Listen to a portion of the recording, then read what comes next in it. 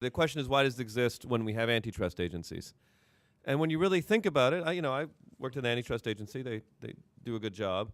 But the main difference is that the FCC is able to, and in theory, is sensitive to non-economic concerns, or economic concerns which the antitrust law has had trouble capturing well. And the big examples of that are free speech, are the sort of values, I guess, non-economic values of things like local news or local television, political concerns, and one that you just mentioned, Saturday morning cartoons, children's issues, all these things which antitrust law struggles with, and also something that antitrust law has always struggled with, which is the value of innovation.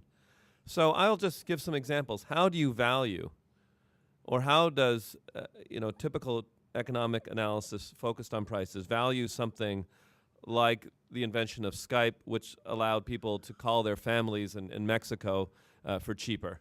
Actually, it might be, economics might be able to reflect it's very challenging and difficult. Google Maps, an invention like Google Maps, which was invented on the open, neutral internet. People don't get lost, therefore spend less money on taxis.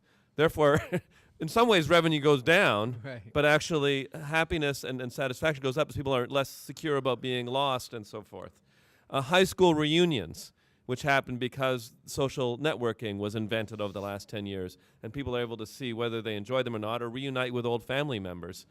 These are things that's really hard for a straight-up economic analysis. I mean, fancy economists can try to measure them, but they're very hard. These are all things that have happened on the open internet. These are all innovations from the last 10 years. And so I think the FCC needs to realize that it has the advantage here over the FTC and the Justice Department in being a place that has, first of all, a great track record over the last 10 years with internet innovations, and being able to take into consideration and say there's a lot of non-economic values which are being captured by the innovative process.